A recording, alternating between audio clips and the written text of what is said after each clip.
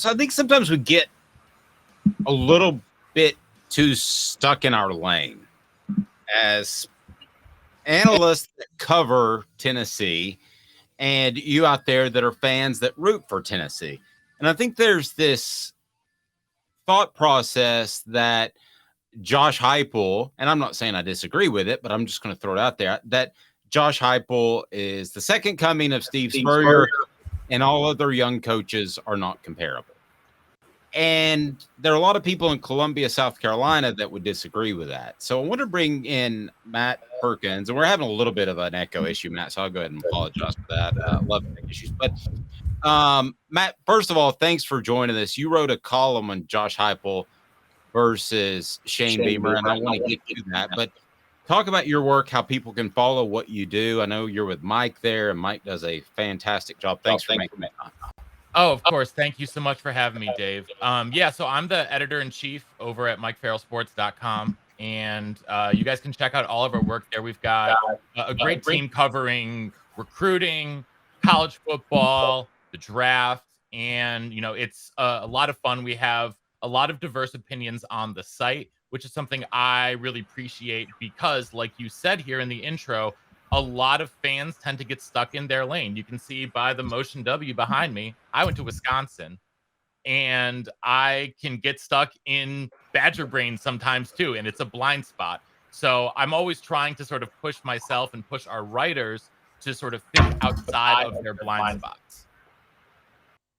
Well, and let's. I think that's important, and I think an outside perspective can bring a lot. So I don't know if you're the editor in chief, maybe you assigned yourself, but when you decided to tackle Shane Beamer versus Josh Heupel, what were your initial thoughts before you started to dig into it? So I've been doing a series of what we've been calling coach debates. I write two of them every week, and I try to get coaches who are at least at a similar point in their careers. And I thought that Heupel and Beamer, two SEC East rivals, and two guys who are really on the come up after very strong second seasons at their schools, was a sort of a perfect match here. And going into it, I was like, I know I love Heupel's offense, right? I wrote that it might be a little bit gimmicky, but if the gimmick works, the gimmick works. It doesn't matter. As long as you're putting up points on the board, I don't care how you get there. If you're running a wing T or if you're running Heupel's wide splits, which is a fantastic offense to the strengths of Hendon Hooker. He found a perfect marriage right there. Joe Milton, to me, is going to be very interesting to see. But going back to the debate between Beamer and Heupel, I just thought that so these two guys have a bit of a different approach, and I thought that it was a just an intriguing look because I know a lot of South Carolina people in my life. I live in Nashville. I know a lot of UT fans, and both of them really hype up their guys. And I thought I just wanted to delve in a little bit deeper. All right, joined by Matthew Perkins again of MikeFarrellSports.com. I would highly suggest checking that out. So how did you judge each? How much did you factor in recruiting? How much did you factor in their offenses, the ability to put together assistants, the transfer portal, managing NIL, all of that? What all did you factor into who's the best young coach in the SEC East? I didn't factor in NIL because in a lot of schools and places, the head coach can only do so much with the NIL given the constrictions of laws in different states, etc. So I wanted to keep that out. I wanted to look at everything else though: recruiting, portal, scheming, and to me, Heupel came out on top because his offense works, and you have an offense that can travel. And at the end of the day, I trust his offense to work with a wider skill set of players. And the other thing I don't necessarily trust yet is, we've seen Spencer Rattler be good at times. I don't necessarily trust his choice of quarterbacks because I am not a Spencer Rattler guy at all. And so, that is one thing I would worry. I'm also worried about, about the portal exits, especially of Jaheim Bell from South Carolina. He was set to be an absolute stud in that offense this year. He leaves to go to Florida State alongside Kyle Morlock, one of the other biggest tight ends in the portal. And you just got to wonder why something like that happens when a guy was definitely going to be a feature in the offense. So that being said, I think both these guys are pretty equal in recruiting right now. You look at both, Nico Malva, who is an absolute stud. I would be very bullish about the future here. I'm not as high on Joe Milton for this season. He did great against Clemson, but I think the accuracy issues are going to rear their head at some point. At the end of the day, though, I would still take Heupel over Beam. Matt, you threw out something with Spencer Rattler and quarterback choosing, but we did see how they ended the season last year, and Spencer Rattler was really the reason for that. I mean, he kept Tennessee out of the college football playoff. I think he scored a touchdown every single drive, and except one. I'm not even exaggerating on that. But are we sure that Spencer Rattler was having issues, or was it just until they didn't utilize him right until the end of the season? Well, if they weren't utilizing him right, that's on Beamer, isn't it? Yeah, that's true. So, I mean, that's, and that's part of the issue at the end of the day. And so if, you have to know how to use their talent and maximize their talent from the get-go.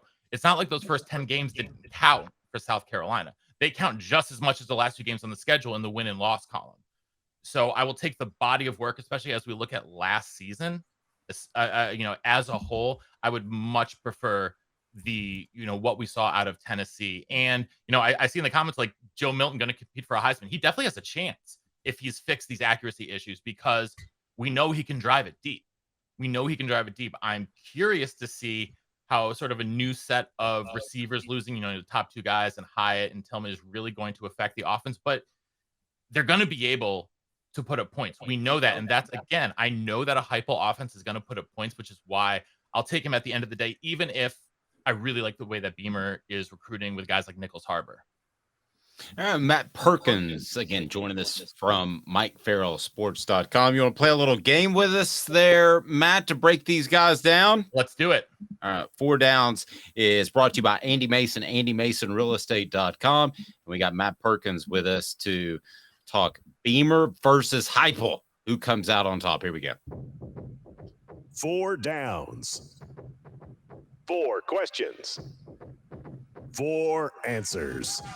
The Dave Hooker Show. 4 Downs. A presentation of OffTheHookSports.com.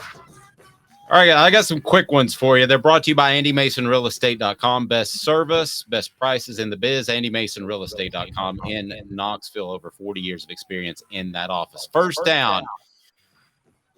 Who will be at their current school longer, Beamer or Heupel? Heupel. Yes, I agree with because that. I think Tennessee is more of a destination job at the end of the day than South Carolina, and I think that there is a love between. I think that there is this, resonance between Heupel and the community in Knoxville. I don't live there. Like I said, I live in Nashville, but I can feel it from Nashville, right? I can feel the connection of, and I just think that at the end of the day, Beamer is more likely to jump to a bigger gig than South Carolina. I agree with everything you said, but just know that people are going to rip you on my YouTube channel because they rip me. I get ripped in every column I write, so I'm used to it. That's right. I got a question for both you guys, though. Can you? This is a really, and I know if you're a coach up and coming, not like a Steve Spurrier or Lou Holtz, can you do well enough at South Carolina to get a job somewhere else? Like to get a job at a bigger program? Yeah, that's interesting because I absolutely think that you can. You can, go 8-4. You can go 9-3, and that can be viewed as good enough if you get 3rd in the SEC East in back-to-back years, finishing behind Georgia and Tennessee, maybe pulling an upset against Tennessee, right? I could see someone at a bigger program than South Carolina, even Dabo, let's say Dabo goes on, I don't think he's a fit at Clemson, right? I don't think, but a bigger program, you could see success like 8-4, 9-3 for a couple of seasons. I think that could definitely translate to a bigger gig. There are high expectations in South Carolina, which would scare me to take that job. And it leads me to second down. Who is more likely to be fired? Is it Heupel or Beamer? I'm gonna say Beamer as well. You mentioned those high expectations, but I don't see either of these guys being fired for a minute. I see both these guys more likely to go off. I think if Heupel leaves, it's for the NFL. I know some guys in the comments are saying that too, and I would agree with that. If Heupel does go somewhere, it's going to be the NFL. I could see Beamer though leaving for another college position, and more likely to be fired if things go downhill quickly, especially with the expectations that are coming with getting these better and better recruiting classes. Will either or both win an SEC title? Heupel will. Beamer won't. Okay. Last. I think, by the way, Heupel will win an SEC title in the 2025 season. That's my prediction. Okay. I like that. I like that a little more than the 2024. We've heard that several times, but they lose a lot headed into 2024. So I like that take. Last one. Fourth down. It's a possession down, Matt, so you don't want to mess this up. You're starting Perkins University. Okay. It's a prestigious university. Obviously. Who it sounds like, I think I know your answer now based off what you've said during your time with us. Do you take Beamer or Heupel to be your head football coach? I'm taking Heupel. Offense, the offense travels. All right.